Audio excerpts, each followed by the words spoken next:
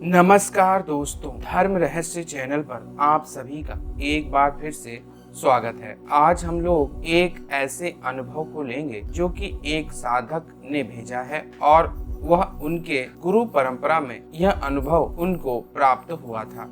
तो चलिए पढ़ते हैं इनके पत्र को और जानते हैं इस अनुभव के विषय। नमस्कार गुरुजी, सबसे पहले आपका विशेष रूप से मैं धन्यवाद करता हूँ कि आप प्राचीन तांत्रिक कथाओं और सनातन के रहस्यों को अपने वीडियो के माध्यम से उजागर करते रहते हैं। साथ ही आपने प्राचीन तांत्रिक साधनाओं को भी जनता के समक्ष लाने का जो बेड़ा उठाया है, मैं उसकी प्रशंसा करता हूँ। गुरुजी, वैसे तो मैं एक संप्रदाय में दीक्षित, किंतु फिर भी आपका बहुत बड़ा प्रशंसक हूँ और आपको मैं गुरु की तरह ही देखता हूँ। गुरुजी, मैं यह जो आज कहानी आपको भेज रहा हूँ, यह एक सत्य घटना है जो हमारी ही साधना पूजा पद्धति की परंपरा में मुझे अपने गुरु से और उनको उनके गुरु से प्राप्त। आज के इस संसार में ऐसी बातों पर विश्वास करने वाले लगभग शून्य हैं, लेकिन इस अनुभव के माध्यम से मैं देवी के शमशान भैरवी स्वरूप की साधना और सिद्धि के विषय में आप सभी को बताऊंगा। आशा करता हूँ गुरुजी, मेरी पहचान को छिपाते हुए आप मेरे इस लेटर को अवश्य ही प्रकाशित। तो गुरुजी, यह बात तब शुरू होती है जब हमारा देश गुलाम था। गांव में जो भी बीमारी को हो जाए, उस बीमारी का हल उस वक्त करने के लिए वैद्य हुआ करते थे और आजकल की तरह उस समय कोई भी उपयोगी प्रणाली नहीं की वजह से अच्छी प्रकार से इलाज किया जा सकता। गांव के ही लोग अपनी जड़ी बूटियों के आधार पर सब कुछ किया करते। तो उसी गांव में हमारी ही पद्धति के हमारे एक गुरु का निवास स्थान था, जो कि लोगों का इलाज भी किया करते थे। गांव के ही सबसे धनी व्यक्ति एक बार अपनी पत्नी के साथ रोते हुए उनके पास आए और उनसे कहने लगे कि गुरुजी, हम बहुत परेशान हैं, कई वर्षों से प्रयास कर रहे हैं पर कोई भी संतान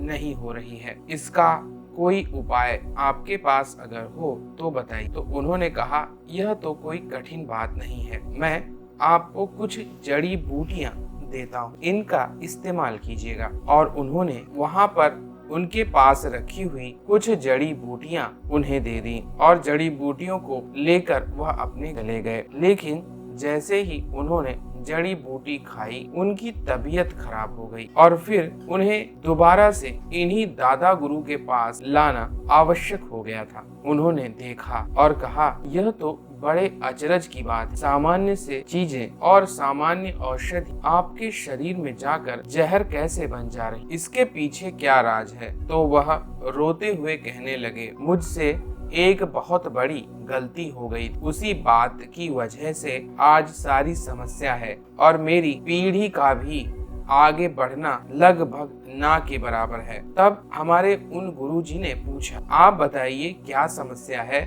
और ऐसा आपने क्या कर दिया था। तब उन्होंने बताया कि एक बार वह और उनके कुछ मित्र लोग शिकार खेलने के लिए जंगल की ओर जा रहे थे। वहीं पास में एक शमशान भूमि पड़ती है, वहाँ पर एक हिरन उन्हें दिखाई दिया और उस हिरन का रंग बहुत ही ज्यादा सुंदर था। तो मैंने कहा, मैं इस हिरन को मारकर इसकी खाल को अपने घर में सजा कर रखूंगा और यह बड़ी कीमती भी बिक सकती है अगर कोई इसे खरीदेगा। बस इसीलिए हिरन को मारने के लिए सभी ने वहाँ पर एकत्रित होकर एक प्लान बनाया था और फिर उन्होंने चारों तरफ से धीरे धीरे जाकर उस हिरन को घेर लिया। हिरन को इस बात का कुछ भी पता नहीं था और फिर इन्होंने बड़ी ही तीव्रता के साथ अपने साथियों के हम सब ने मिल करके बाणों को छोड़ दिया। उस हिरन को बहुत सारे बाण लगे और इसके साथ ही जो दृश्य हमने देखा,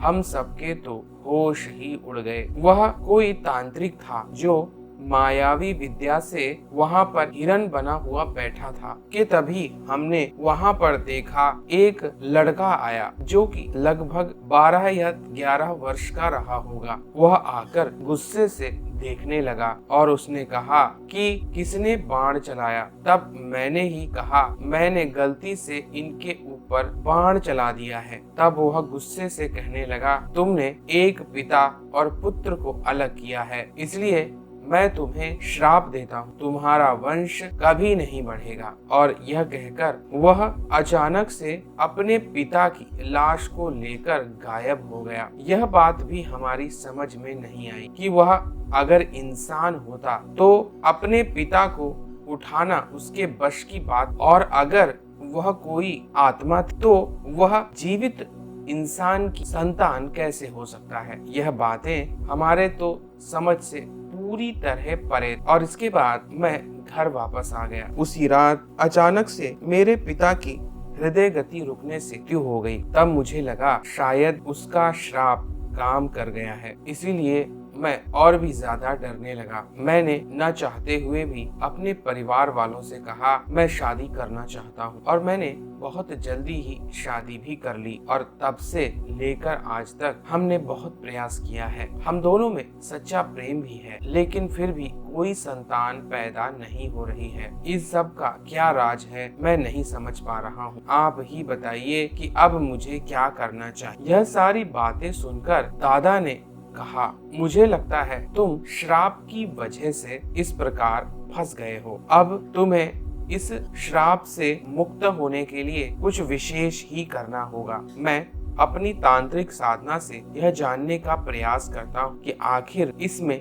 क्या हो सकता है। और फिर वह बैठ गए अपनी तांत्रिक साधना में। लगभग तीसरे दिन उन्होंने उस व्यक्ति को बुलाया और उससे कहा, तुमने भारी गलती की है। जो व्यक्ति तांत्रिक था वह एक भैरवी उपासक था। उसने शमशान भैरवी को किया था, और इसके बाद उसने न सिर्फ उसे पत्नी रूप में सिद्ध किया, बल्कि एक बालक भैरव का भी जन्म उसी भैरवी के शरीर से हुआ था। यह शमशान भैरवी उसी शमशान में वास कर और उसे सिद्ध करने के बाद इंसानी रूप धारण करने और फिर उससे पुत्र प्राप्त उसने रख। वह पुत्र आधा इंसान और आधा भैरव शक्ति से संपन्न था। यह तांत्रिक अपनी माया में धीरे धीरे इतना सिद्ध हो गया कि भैरवी की शक्ति के कारण यह कोई भी रूप ले सकता था। लेकिन यही एक बड़ी गलती हो गई। यह हिरण के रूप में वहाँ पर उस वक्त मौजूद था, जिसे तुम लोगों ने नहीं पहचाना और उसे मार डाला। और वह लड़का जो भैरव ही था अपने पिता की मृत्यु को देखकर बहुत क्रोधित हो गया और उसने श्राप दे दिया। अब ना तो तुम और ना ही वह सारे लोग कभी पिता बन पाएंगे। यह सुनकर वह व्यक्ति जोर जोर से रोने लगा। उसने कहा, इस प्रकार तो मेरा वंश समाप्त हो जाएगा। गुरुजी, कोई मार्ग तो होगा, ऐसा कोई मार्ग जो चाहे कितना भी कठिन क्यों ना हो, मैं उसे पार करूंगा। आप मेरी मदद कीजिए। तब उन्होंने कहा, रुको, मुझे फिर से साधना पर बैठना पड़ेगा, तभी मैं कुछ बता पाऊंगा, क्योंकि यह कोई साधारण समस्या बिल्कुल भी है। एक बड़ी शक्ति के द्वारा तुम्हें श्राप दिया गया है। इसके बाद वह व्यक्ति अपने घर चला गया, यह सोचकर कि गुरुजी कुछ ना कुछ तो अवश्य ही हल निकालेंगे। और इस प्रकार गुरु ने तांत्रिक साधना में बैठकर उस रहस्य का पता लगाया, तो पता चला कि उन्हें भी कुछ न कुछ वैसा ही करना होगा, उसी स्तर पर पहुंचना होगा, तभी कुछ हो सकता है। तो फिर उन्होंने उस व्यक्ति को अपनी उसी कुटिया में दोबारा बुलाया और बड़े ध्यान पूर्वक वार्तालाप करते हुए उससे कहा, सुनो, तुम्हें एक साधना करनी पड़ेगी और याद रखो कि यह साधना तुम्हें सिद्ध भी करनी हो, चाहे कुछ भी हो जाए। अगर तुम इस साधना को सिद्ध कर पाए तभी तुम्हें सफलता मिलेगी और तभी तुम्हारे परिवार में वंश परंपरा आगे बढ़ पाएगी, अन्यथा भूल जाओ। तब उस व्यक्ति ने कहा, गुरुजी, इसके लिए चाहे मुझे भी करना पड़े, मैं करने के लिए तैयार हूँ, आप बस मुझे मार्ग बताइए। तब उन गुरुजी ने कहा, यह सिर्फ आपके ही नहीं बल्कि आपकी पत्नी को भी इसमें आपका सहयोगी बनना होगा, क्योंकि वही आपकी इस प्रक्रिया को पूर्ण कर सकती है। क्या वह भयंकर शमशानी तांत्रिक साधना कर पाएगी। जाइए उससे पूछिए, अगर वह तैयार है तो फिर मैं आगे की प्रक्रिया आप लोगों को बताऊंगा। वह व्यक्ति तुरंत अपनी पत्नी के पास चला गया। किसी प्रकार से उसने अपनी पत्नी को तैयार किया। हालांकि वह इस बात से बहुत ज्यादा भयभीत थी कि शमशान में बैठकर वह कैसे पति के सहयोग के लिए साधना कर पाएगी, लेकिन उसके पास दूसरा कोई विकल्प भी तो नहीं था। तब गुरुजी ने कहा, तुम दोनों अब शमशान भैरवी साधना करोगे, क्योंकि तुम्हारे पास स्वयं तुम्हारी पत्नी भैरवी के रूप में मौजूद है और अब तुम्हें भैरव बन के अपनी पत्नी के साथ यह साधना उसी शमशान भूमि में करनी पड़ेगी जहाँ पर तुम्हें वह हिरन दिखाई दिया था। और इतना ही नहीं, तुम्हारी परीक्षा, तुम्हारे जीवन पर संकट, यह सारी चीजें वहाँ, क्योंकि वह बालक बिल्कुल भी नहीं चाहेगा कि कोई उसके श्राप को नष्ट कर सके, इसलिए तुम्हारी मुश्किल दुगनी होने वाली है। तब दोनों ने कहा, वैसे हमें एक ना एक दिन तो मृत्यु आएगी, लेकिन निसंतान होकर मरने से अच्छा है कि हम प्रयास करें और हम इसमें